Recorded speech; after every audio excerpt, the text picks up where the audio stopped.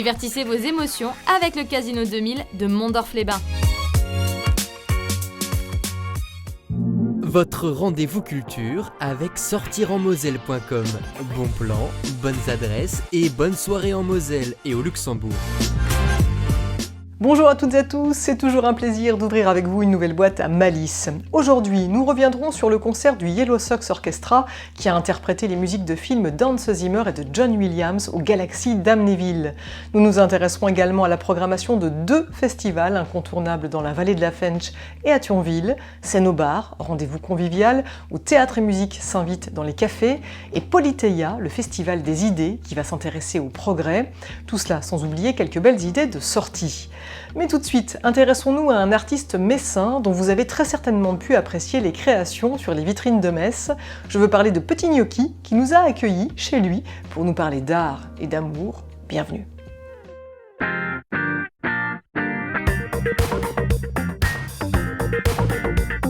What is a bus? What is a guacamole? What is a bus? What is a guacamole?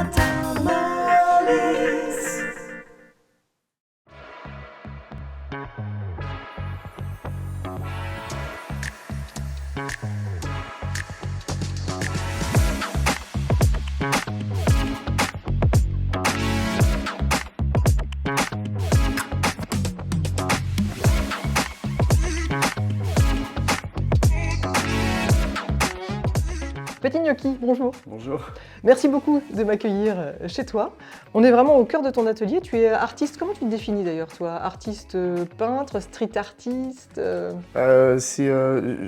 Oui, on peut dire street artiste et c'est de l'art intuitif. D'accord. Ouais, toujours spontané ce que je dessine. On va d'abord parler de ton nom. Petit Gnocchi, qui s'écrit N-I-O-C-H-I. C'est ça. On a tendance à t'appeler Gnocchi, Gnoc, Gnocchi. Gnocchi, c'est quoi? T'as des origines italiennes? Ça vient d'où ce nom finalement?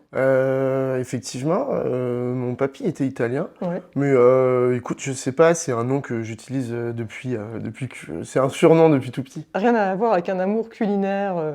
J'aime les gnocchis, ouais, mais ça n'a rien à voir. Ça n'a rien à voir avec ça. Je crois que tu me disais une autre fois, on a déjà eu l'occasion de se rencontrer, que les gnocchis aussi c'était pour toi les petits personnages que tu, Les petits personnages que tu dessines. C'est ça? C'est comme ça que tu les appelles ou pas?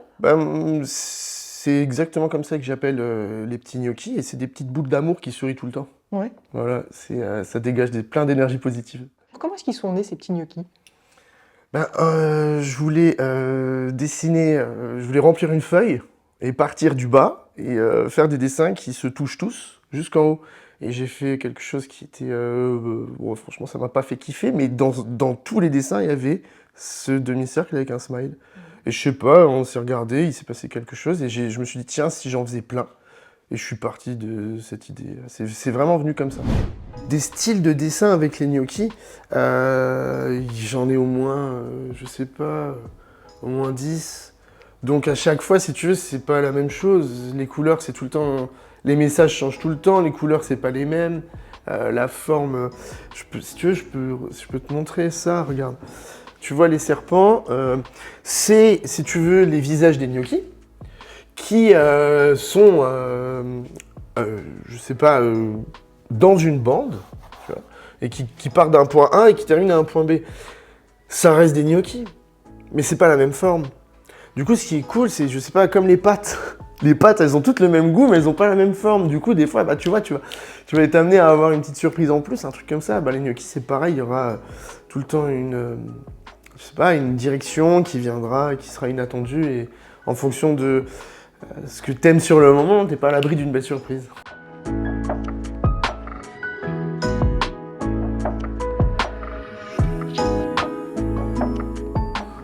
Est-ce que tu te rappelles un petit peu, en tant qu'artiste, ce qui t'a mis le pied à l'étrier, ce qui t'a donné envie de dessiner? Est-ce que tu avais un environnement comme ça, familial, propice à la création, à la créativité?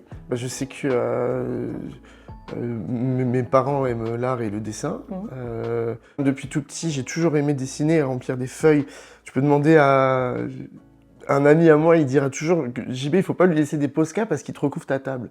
Et j'ai toujours fait ça en fait, jusqu'au jour où je sais pas, j'ai vraiment mis le pied dedans. Ouais. Ouais. C'est vrai que c'est assez fou parce que là aujourd'hui, à Metz, mais pas qu'à Metz d'ailleurs puisque ça prolifère, mais on te retrouve quasiment, on a l'impression que toute la ville de Metz, elle est petit gnocchi.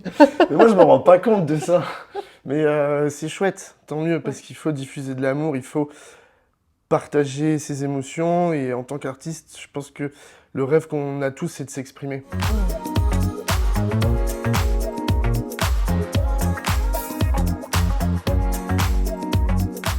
Je demande toujours aux commerçants de me faire une liste de mots. Alors, moi, tu sais, je recommande de mettre les spécialités. Je sais pas si tu as le meilleur pâté de Lorrain de la ville, ou je pense aux vieilles casseroles Laurent ils ont les meilleures patates de la ville, tu vois. Donc, ils m'avaient demandé d'écrire Best Patate Rôti sur la vitrine, et ils revendiquent en gros, tu vois, leur spécialité. Et je dis toujours que quand on compose avec les idées de tout le monde est content. Tu vois, moi, j'apporte les dessins, eux, ils m'apportent les messages. Et ça permet de mettre en avant à la fois l'activité du commerçant, mes dessins, et puis tu vois tout l'amour qu'on veut diffuser dans la ville. Est-ce que toi, tu as justement des artistes comme ça, inconsciemment, qui ont nourri ta manière de voir les choses, aussi bien des peintres, des films? L'inspiration, c'est l'amour, tu vois, celle que j'ai, c'est vraiment l'amour et toutes ces énergies positives que j'ai en moi. Et je veux pas aller voir les dessins des autres parce que je veux pas être influencé. Donc voilà, moi, mon inspi, vraiment, c'est l'amour. Et s'il y a des artistes, bien sûr que j'adore. Je suis vraiment très ouvert dans l'art. Donc tout ce que je vais voir, je pense qu'à 90%, ça me plaît. Et là, du coup, tu as accès à tout le musée du gnocchi, tu vois. Donc là, il y a 2-3 serpents. Attends, je vais te montrer tout ça. Tac, le petit serpent là. J'aime bien faire les casiers de gnocchi aussi. Tu vois, genre, c'est plein de petits potes. Tac, tac, tac, là, tu peux t'amuser à les compter.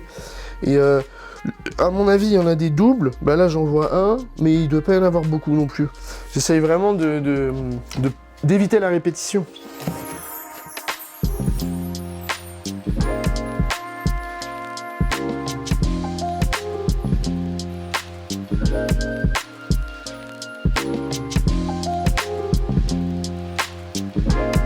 On parlait de street artiste, mais tu es aussi quelqu'un qui fait du skate, qui est inspiré forcément par les arts de la rue. Ah, écoute, je sais pas, mais le skate, quand on s'est rencontrés, lui et moi, on s'est jamais lâché, tu vois. Et effectivement, tout est lié.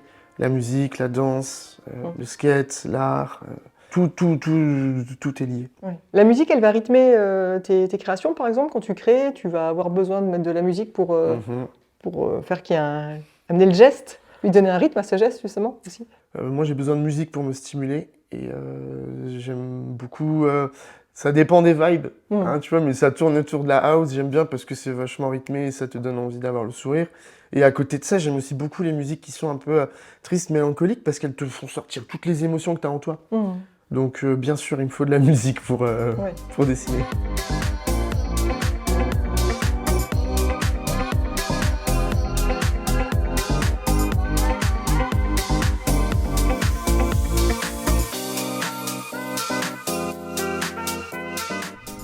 Qu'est-ce que tu ressens quand tu es là à créer?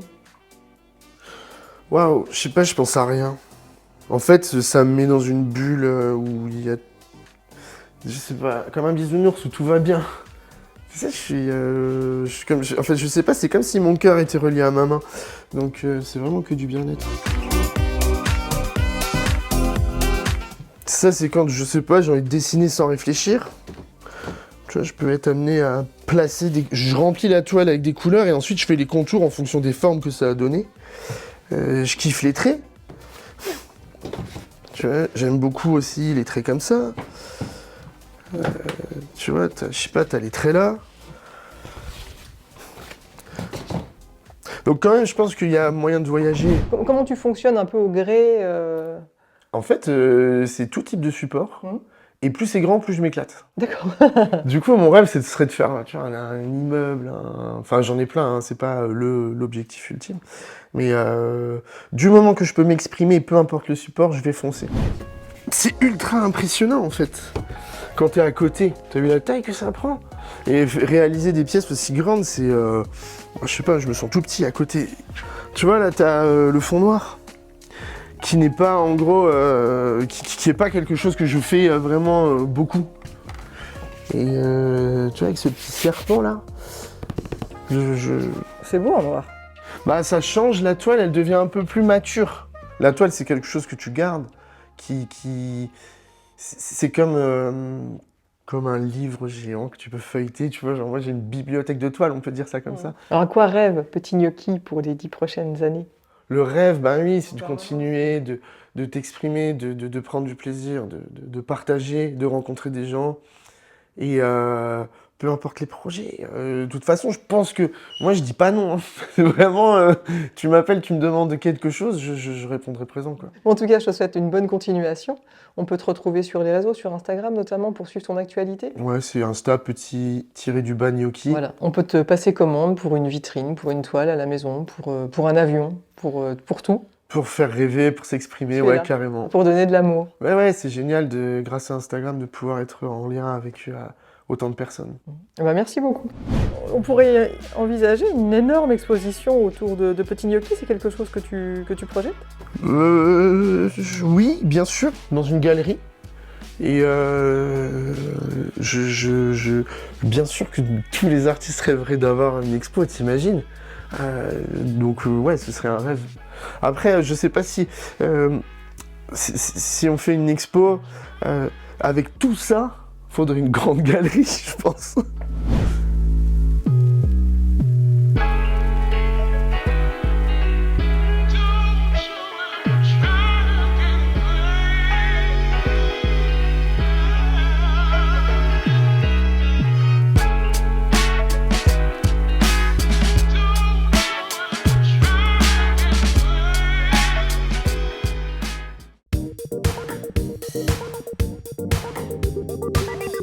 Dans notre boîte à idées, cette semaine, on retrouve 2 invitations à se poiler.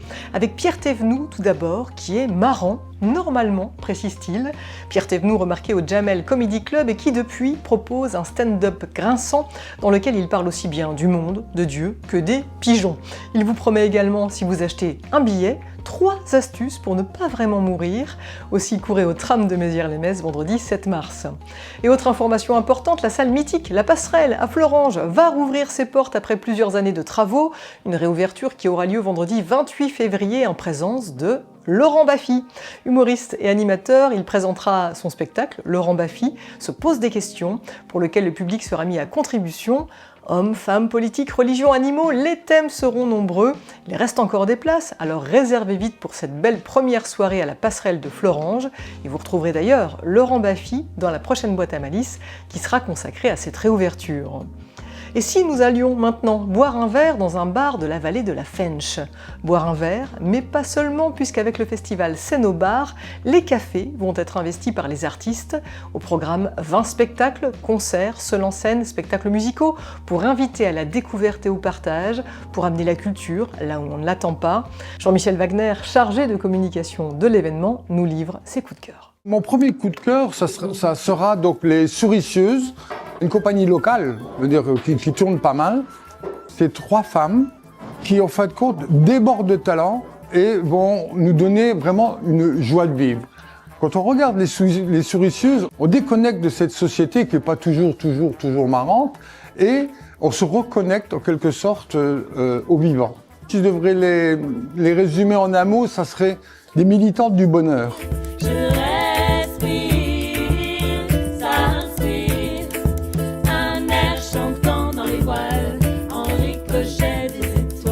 Le deuxième coup de cœur, c'est une vie de pianiste. Ce qui est intéressant, c'est la croisée en quelque sorte de l'histoire avec un grand H et de l'histoire d'un homme qui a quitté son pays pour venir en France. Ce qui est aussi intéressant, c'est qu'il utilise son piano avec une virtuosité incroyable pour justement nous faire passer ce message, je veux dire, de la souffrance, de la joie qu'il a eue à faire ce voyage et il s'est installé ici. C'est comme ça que mon père m'a initié au jazz. Une musique impérialiste. Oscar Peterson. Ça, c'est kiffant. J'avais 20 ans de prison. On était 22 millions dans la cellule. Moi, je pars.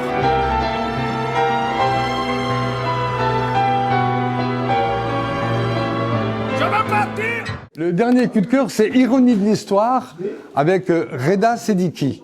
On croit qu'il fait du stand-up, mais en réalité, il n'en fait pas. Il a une qualité théâtrale qui est incroyable. Il est planté sur scène, il ne bouge pas et il va inonder la salle avec ses propos. Et c'est des propos qui sont relativement simples, des idées simples qu'il développe sur une critique un petit peu ironique de la société. Quand les multinationales, elles veulent nous faire croire que la température de la planète, elle est en train de...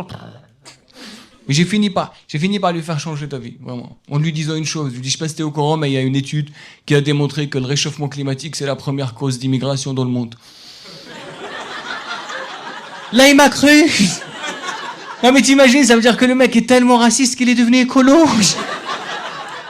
Le but de ce spectacle, c'est de faire en sorte que le public, quand il vient à un spectacle, quand il s'en va, il ne doit pas être tout à fait pareil que quand il est venu. Il faut qu'il ait emporté quelque chose avec lui, que ce soit quelque chose de magique, que ce soit quelque chose de beau, ou une réflexion, mais il faut qu'il puisse revenir à la maison avec quelque chose de plus que quand il est parti.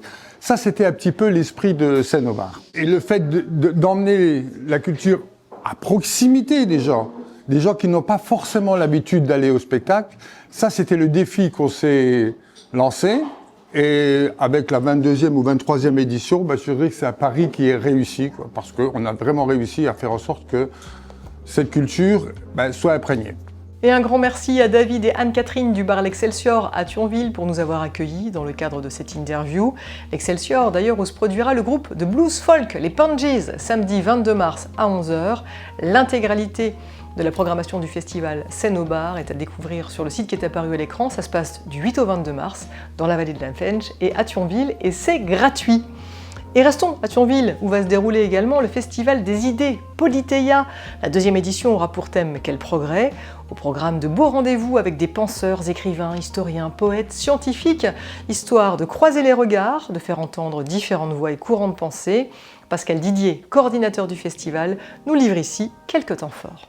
Dans les grands noms, je pense à Thomas Negaroff, un historien qui va parler par exemple de l'évolution du progrès aux États-Unis. Voilà, on est là aussi au cœur d'une thématique importante, un moment où peut-être que la société américaine est en déclin, d'interroger quelqu'un qui connaît bien les États-Unis. On a, là aussi c'était une réussite de notre première édition, c'est d'avoir imaginé des leçons. On a une leçon de philosophie avec Laurence de Villers, on a une leçon d'écologie qu'on a confiée à Alain Bougrain-Dubourg, qui viendra nous parler notamment de son dernier livre, Dictionnaire amoureux de la vie sauvage. Là aussi, interroger la place de la nature ou des animaux dans ce monde en transformation. On a quelque chose évidemment sur les réseaux sociaux, et là aussi, quand on interroge les réseaux sociaux, un des grands noms qui a beaucoup travaillé sur les thématiques récemment, c'est un Lorrain, c'est Gérald de Bronner. On a choisi là aussi d'avoir sur ce plateau-là Laura Poggioli, là, qui revient, puisqu'elle vient de sortir un très très beau roman où elle envisage justement toutes ces générations complètement écrasées par le flot d'écrans, de réseaux sociaux qui perturbent beaucoup les jeunes notamment. Tout y est, alors évidemment, intelligence artificielle, toutes ces questions qui sont finalement au cœur de l'actualité, mais c'est évidemment de parler de géopolitique, de parler de paix, de guerre, de parler de démocratie, de parler des droits des femmes, de parler de l'évolution de la langue, de science-fiction évidemment. Et tout ça, on essaie de le faire sur chacune des thématiques, en se documentant, en lisant les livres, avoir des penseurs qui sont les penseurs d'aujourd'hui sur ces différentes thématiques. Le mot festival, évidemment, il a un côté festif. Le fait d'aller voir effectivement une leçon, d'un entretien, une table ronde, mais de pouvoir aller écouter de la musique, pouvoir aller voir des expositions, pouvoir aller au cinéma. Là aussi, ça fait partie des formes un petit peu nouvelles qu'on avait envie de creuser et d'améliorer dans le cadre de Polythéia. Puis il y aura une fanfare, il y aura de la musique, il y aura des food trucks, il y aura des endroits où les festivaliers pourront se retrouver, il y aura une grande librairie qui sera à Puzzle. L'idée, c'est vraiment que la ville, comme en 2023, mais plus fortement encore, vive pendant 4 jours en état de festival. Et là aussi, Tout est gratuit, à l'exception du spectacle de Thomas Negaroff à Puzzle. Politeia se déroulera du 13 au 16 mars à Thionville. Retrouvez le programme complet sur le site qui est apparu sur votre écran. Et tournons maintenant une page musicale avec le Yellow Sox Orchestra qui s'est produit sur la scène du Galaxy d'Amnéville dernièrement. Spécialisé dans la musique de film, l'orchestre a interprété les plus grands titres d'Hans Zimmer et de John Williams, deux compositeurs cultes qui ont l'habitude de travailler respectivement avec Christopher Nolan et Steven Spielberg. J'ai rencontré le chef d'orchestre Nicolas Simon afin qu'il me parle de ces deux génies et de ce concert unique en son genre.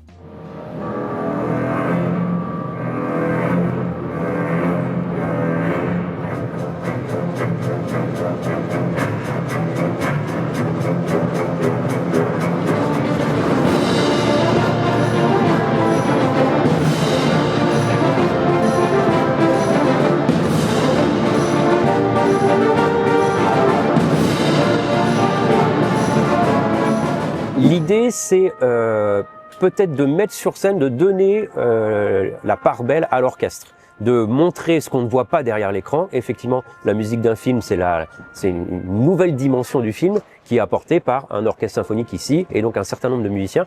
Et cette arrière-scène, cet arrière-écran, on ne le voit pas souvent. Donc l'idée là est à la fois d'offrir au public la vision d'un orchestre symphonique, que ces personnes puissent regarder les instrumentistes qui jouent les instruments, et évidemment certaines musiques vont rappeler des émotions et peut-être des images du film. Et c'est là la force de ces musiques, c'est qu'elles sont pour la plupart aussi autant images que les images qu'on peut voir aux écrans.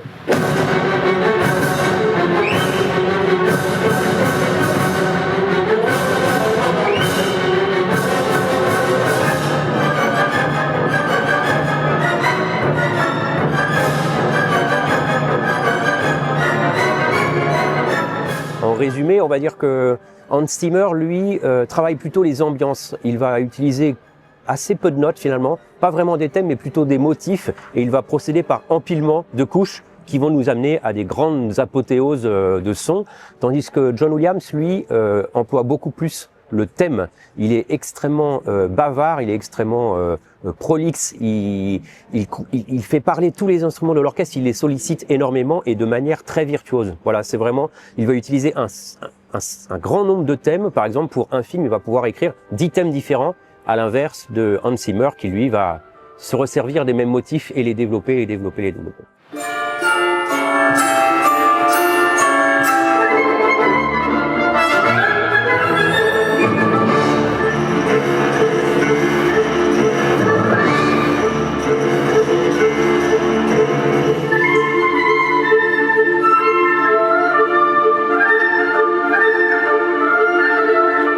Les réactions qu'on a sont très fortes quand il y a Harry Potter qui commence. Là, on sent le public qui frémit à chaque coup.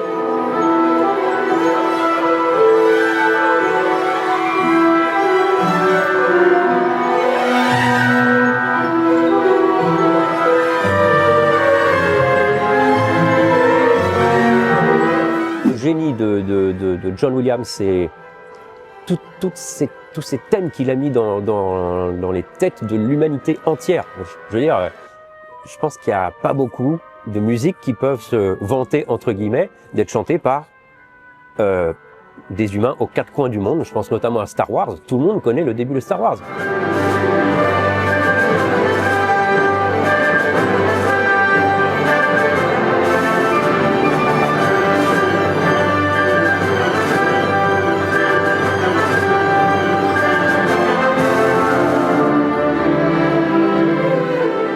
Pour Hans Zimmer, ce que j'apprécie beaucoup, c'est vraiment cette qualité et capacité qu'il a à faire s'ouvrir un orchestre d'une nuance très piano à quelque chose de complètement submergent et écrasant.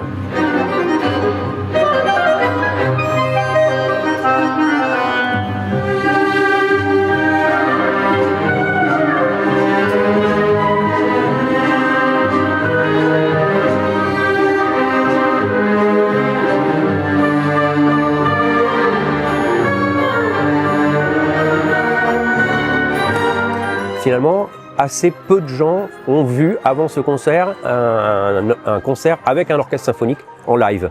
Et je pense que c'est l'une des forces aussi de ce projet, c'est de permettre à un public fan de musique, quelle qu'elle soit, de découvrir pour la première fois un orchestre symphonique.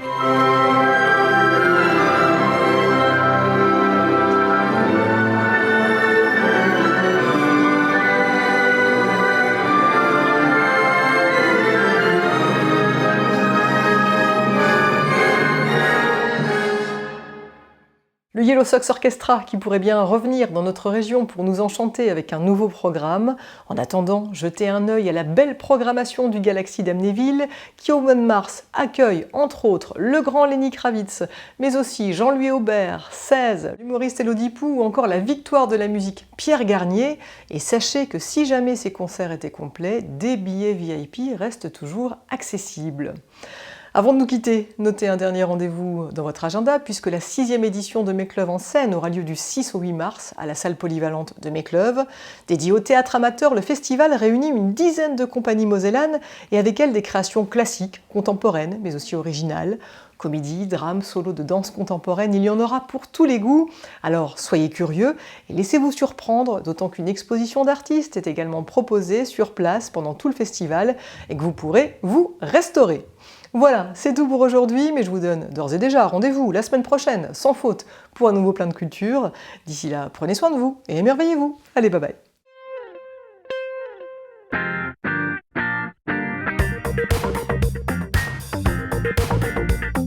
What is a bus?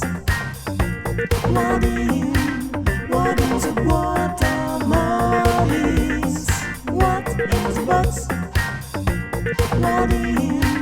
What is a watermarlins? Divertissez vos émotions avec le Casino 2000 de Mondorf-les-Bains. Votre rendez-vous culture avec sortirenmoselle.com.